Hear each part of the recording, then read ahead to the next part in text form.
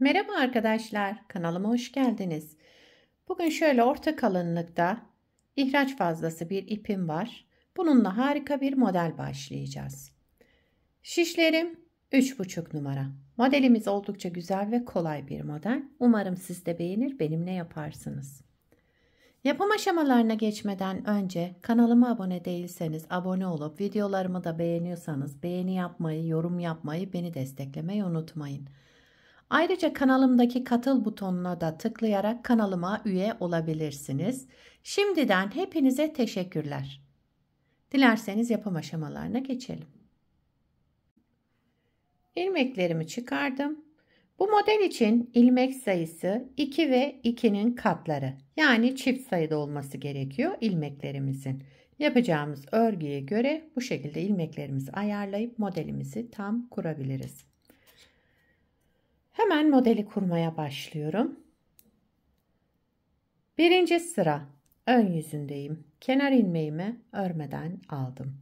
Kenar ilmeğinden sonra bir ilmek düz, bir ilmek ters. Bir ilmek düz, bir ilmek ters örerek birinci sırayı tamamlayalım.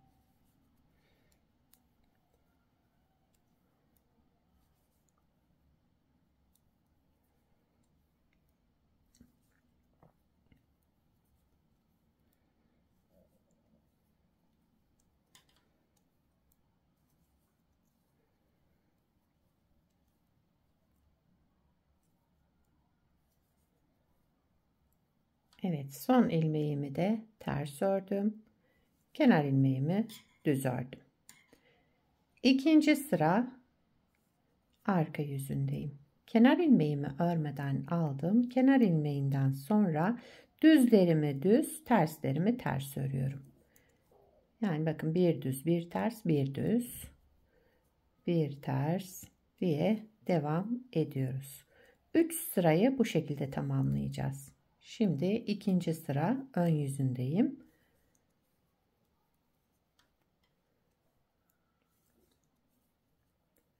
Modelimiz oldukça güzel ve spor bir model. İstediğiniz örgüde kullanabilirsiniz bu modeli. Evet, kenar ilmeğimi de düz olarak ördüm. İkinci sırayı tamamladım. Üçüncü sıra ön yüzündeyim. Kenar ilmeğimi örmeden aldım. Kenar ilmeğinden sonra yine düzlerimi düz, terslerimi ters örüyorum.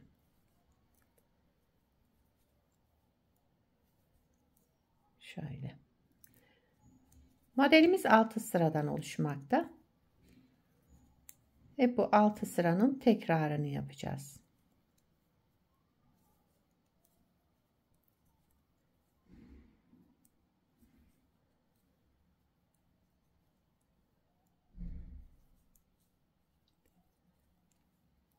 Üçüncü sırayı da tamamladım.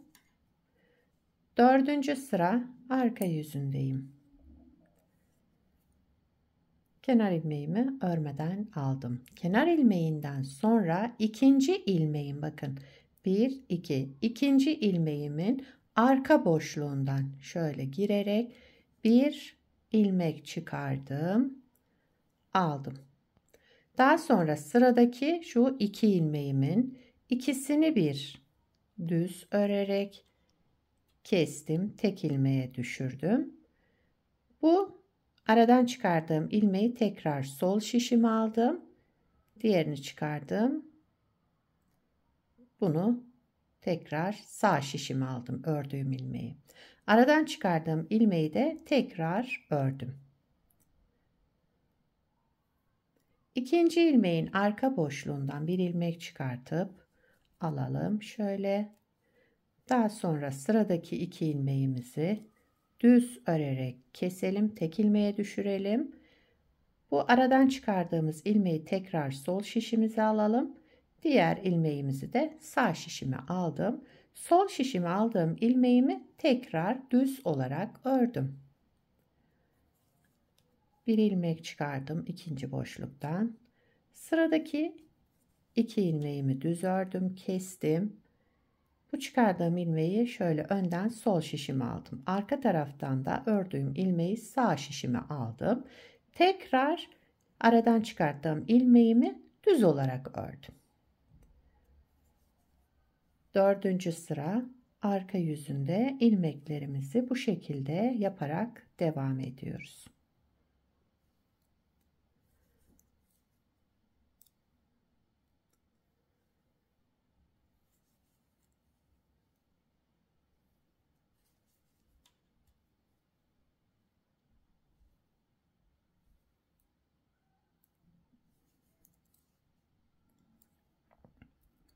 İkinci ilmeğin arka boşluğundan bir ilmek çıkardım, aldım. Sıradaki 2 ilmeğimi düz ördüm, ikisini bir kestim, yani tek ilmeğe düşürdüm. Aradan çıkardığım ilmeği ön taraftan sol şişime, diğerini arka taraftan sağ şişime aldım ve şu aradan çıkardığım ilmeğimi düz olarak ördüm.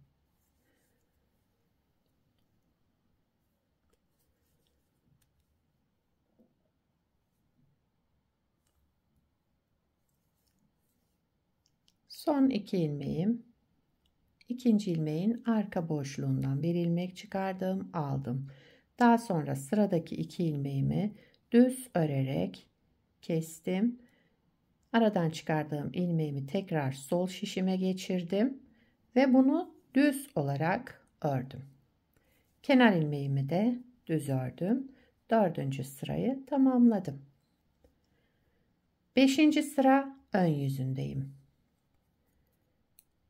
Kenar ilmeğimi örmeden aldım. Kenar ilmeğinden sonra sıradaki 2 ilmeğim, bakın bu 2 ilmeğimin ikisini bir düz ördüm, kestim, tek ilmeğe düşürdüm. Bir ilmek artırma yaptım. Yine 2 ilmeğin ikisini bir aldım. Bir ilmek artırma yaptım. Sıradaki 2 ilmeğimin ikisini bir düz ördüm, keserek bir artırma yaptım. Bu şekilde devam ediyoruz sıra sonuna kadar. Öndeki ilmeğin, bakın şu ters olan ilmeğin ve arkasındaki ilmeği aldım.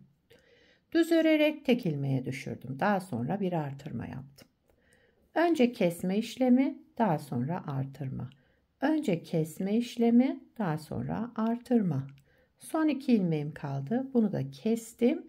Sonrasında bir artırma yaptım. Kenar ilmeğimi daha sonra ördüm. Bakın sıra başında artırma yapmadan kesme işlemi yaptık. Daha sonra artırdık. Sıra sonunda da kestik, artırdık. Daha sonra kenar ilmeğini ördük. Hem sıra başında hem sıra sonunda artırırsanız ilmeklerinizde artma olur. Ona dikkat edelim. 6. sıra arka yüzündeyim.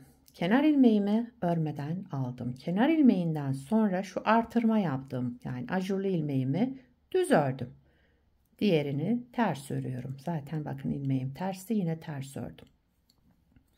Bu ilmeğimi düz, bu ilmeğimi ters. Ajurluyu düz, ters olan ilmeğimi ters örerek 6. sırayı tamamlayalım. Son sıramız. Modelimiz 6 sıradan oluşmakta. Tabi model ilerledikçe kendini gösterecek güzel. Hem ajurlu hem lastikli farklı bir model. Evet, sıra sonuna geldim. Kenar ilmeğimi düz ördüm. Modeli bir kez kurmuş olduk. Bakın modelimiz böyle. Gayet güzel. Şöyle farklı bir model. İsterseniz bir kez daha kuralım. Birinci sıra ön yüzündeyim. Kenar ilmeğimi örmeden aldım. Bir ters, bir düz. Bir ters, bir düz. Yine yani düzlerimi düz, terslerimi ters örerek devam ediyorum. Birinci sıra ön yüzündeyiz. Lastik yapar gibi, yani bir ters bir düz örerek sıramızı tamamlayalım. İlk 3 sırayı bu şekilde yapıyorduk.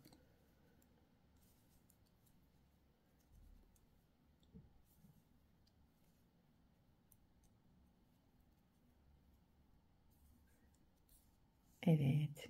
Bir düz, bir ters, bir düz, bir ters örerek sıramı tamamladım. İkinci sıra arka yüzündeyim. Yine aynı şekilde düzlerimi düz, Terslerimi ters örüyorum. Yani lastik örüyoruz bu 3 sırada.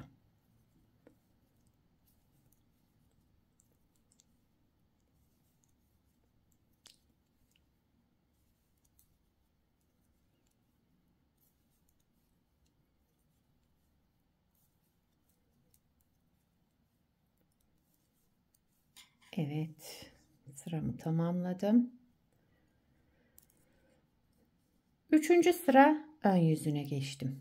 Üçüncü sıra ön yüzünde yine aynı işlemler. Kenar ilmeğimden sonra bir düz, bir ters, bir düz, bir ters.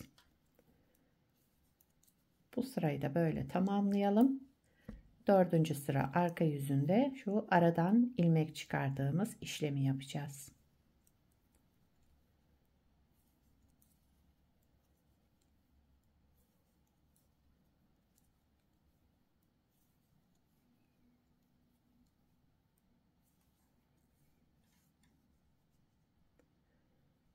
Dördüncü sıra arka yüzündeyim. Burada yapacağımız işlem kenar ilmeğinden sonra ikinci ilmeğin arka boşluğundan bir ilmek çıkartalım. Şu şekilde alalım. Daha sonra sıradaki iki ilmeğimizi düz örelim. Aradan çıkarttığımız ilmeği önden sol şişimize, diğerini sağ şişimize aldım. Ve bu ilmeğimi tekrar düz ördüm. İkinci boşluktan bir ilmek, daha sonra iki ilmeği düz örelim. Aradan çıkarttığım ilmeği sol şişime, diğerini sağ şişime aldım ve aradan çıkarttığım ilmeği düz olarak ördüm. Aynı şekilde devam ediyorum. Hepsini de tek tek anlatmama gerek yok. Çünkü bir önceki model kurulumunda da aynısını yaptık.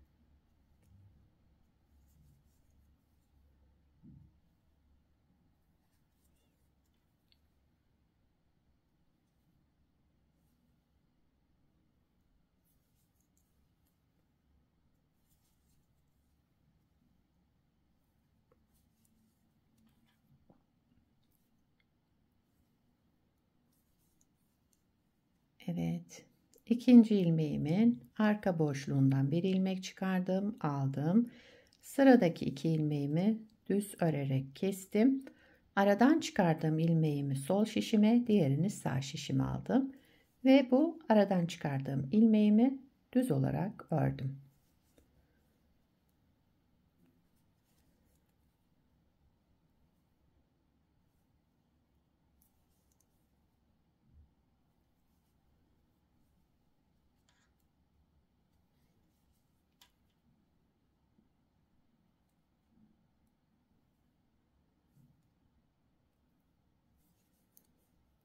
Kenar ilmeğimi de düz ördüm.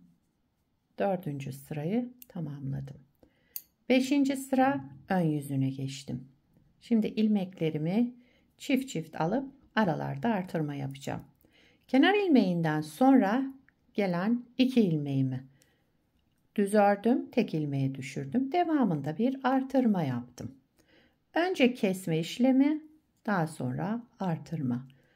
Kesme, iki ilmeğimizi keselim, bir artırma yapalım. İki ilmeğimizi düz örerek keselim, bir artırma yapalım.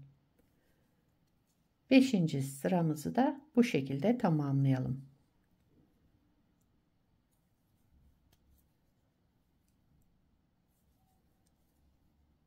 Sıra sonunda kesme işleminden sonra bir artırma, daha sonra kenar ilmeğini düz olarak ördüm.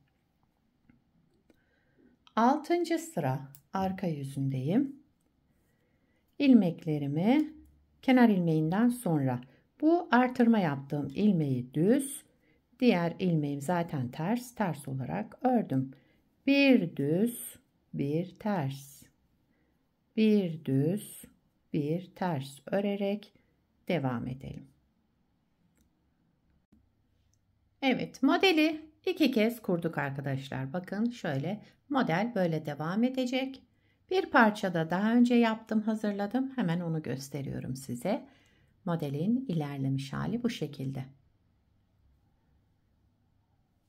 Bakın nasıl güzel, zarif, şöyle farklı, spor bir model. Arka yüzü de şöyle bir görüntüsü var. Her iki tarafında rahatlıkla kullanılabileceği güzel modellerden.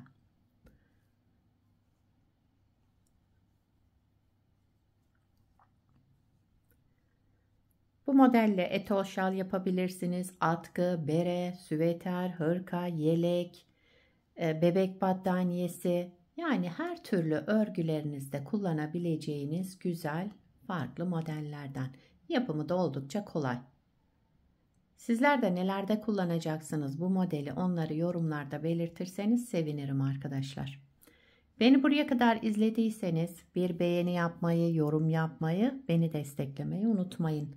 Şimdiden hepinize teşekkürler. Yapacak olanlara kolay gelsin. Bir sonraki videoda görüşmek üzere. Hoşça kalın.